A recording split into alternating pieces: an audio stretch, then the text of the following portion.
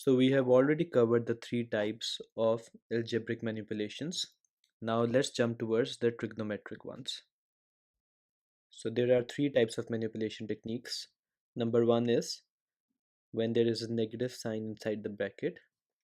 Number two is when there is a square. And number three is when there is a value more than 1 inside the bracket. So 2x, 3x, 5x or anything else. Let's try solving the first question. Limit as x approaches pi by 2 of sine of negative x divided by sine of x. Now let's jump towards the formula sheet to find an answer. We do not have any values where x is negative. So somehow we have to make it positive. Over here you can see even and odd properties, and we can see that sine of negative x is simply negative sine x. So our question, sine of negative pi over 2 divided by sine of pi divided by 2 would simply be negative sine pi divided by 2 divided by sine pi divided by 2. Now here you can see that pi divided by 2 of sine is simply 1. So it would be negative 1 over 1. So your answer is negative 1. So we have got negative 1 over 1, which is simply negative 1. Manipulation technique number 2. Limit as x approaches 0 of 1 minus cos x divided by 2 sine square x. Let's jump towards the formula sheet to find an answer. Whenever we have a square, our Pythagorean identities are to be used. The first one over here, you can see that sine square x plus cos square x is equal to 1.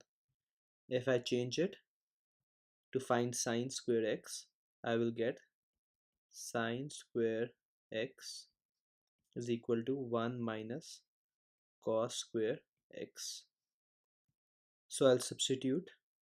So I'll get 1 minus cos x divided by 2, 1 minus cos square x. Now you can see that 1 can also be written as 1 square, and if we do that, we can apply the first algebraic manipulation technique, which was a square minus b square is equal to a plus b and a minus b. So we will get 1 minus cos x divided by 2, 1 plus cos x and 1 minus cos x.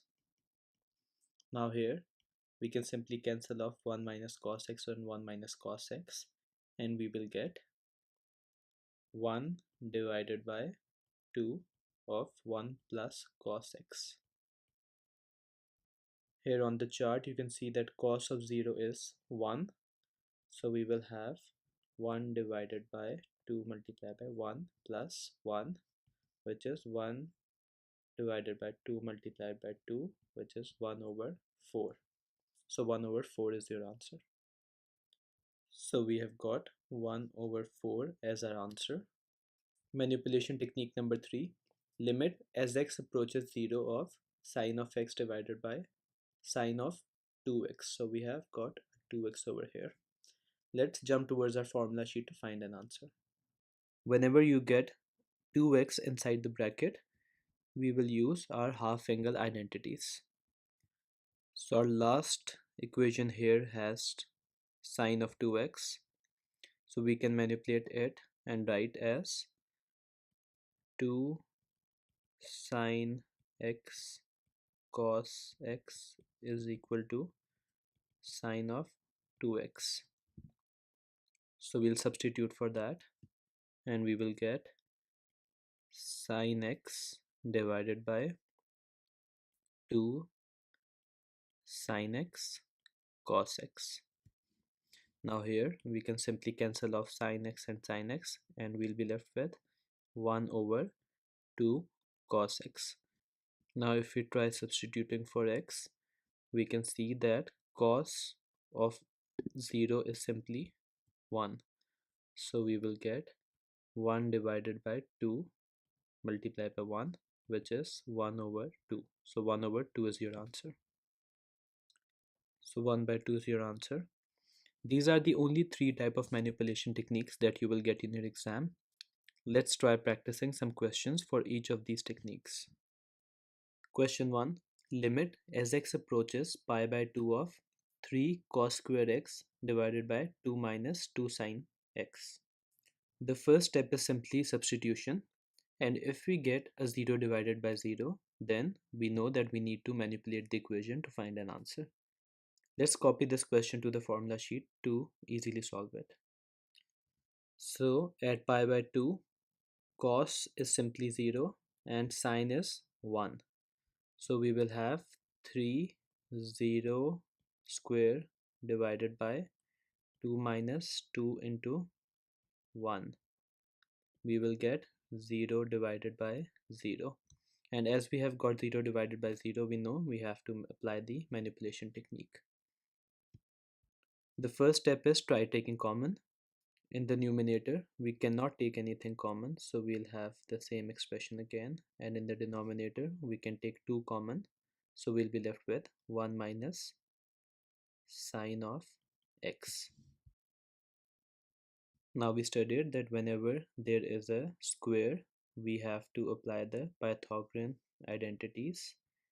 The first one here, you can see that we have sine and cos, so we'll try manipulating it to find cos square. If we subtract sine square x from both sides, we will get 1 minus sine square x. So this is cos square x. Now if we substitute in the equation, we will get 3 into 1 minus sine square x divided by 2 into 1 minus sine x.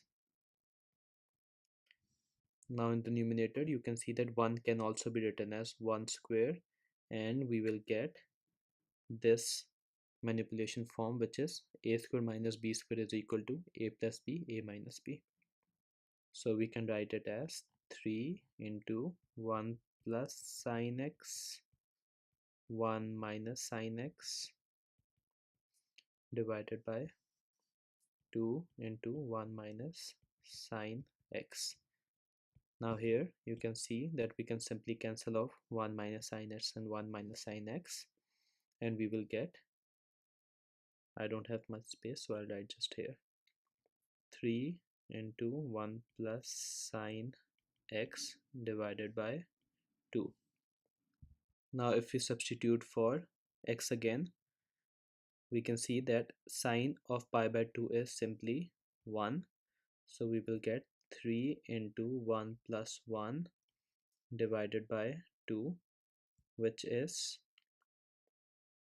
6 divided by 2, and the answer is 3. So 3 is your answer. So we have got 3 over here. Question 2. Limit as x approaches pi by 2 of sine 2x divided by cos of x. First step is simply substitution, so we'll do that. We can see that we will get sine of 2 pi by 2 divided by cos pi by 2. Over here we can simply cancel these off, and we'll get sine of pi divided by cos of pi by 2.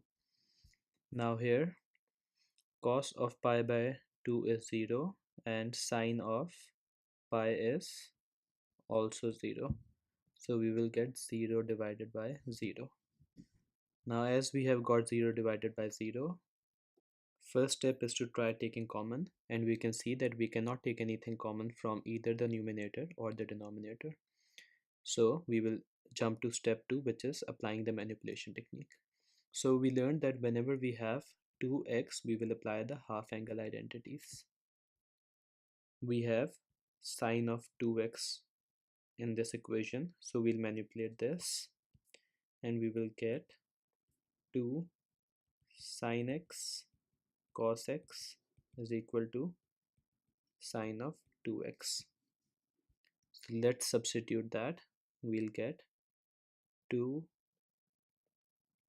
sin x cos x divided by cos of x.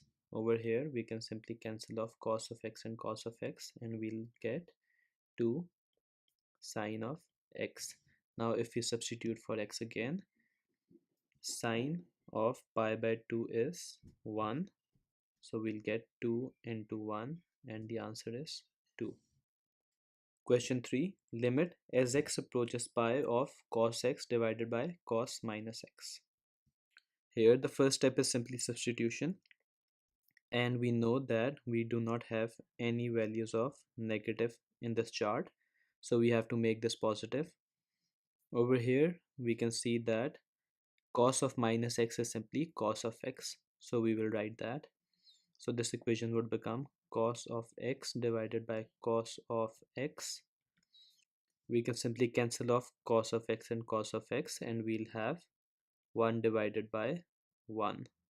So we do not need to apply the manipulation technique, as the answer is not 0 divided by 0. So 1 is your answer. So up till now we have covered all of this part except L'Hopital's rule, which needs the knowledge of derivations. So we'll cover this later. In the next few videos, we'll go over continuity, infinite limits, and others. Hello everyone. Welcome to All Possible Questions. In this video, we'll be covering calculating limits.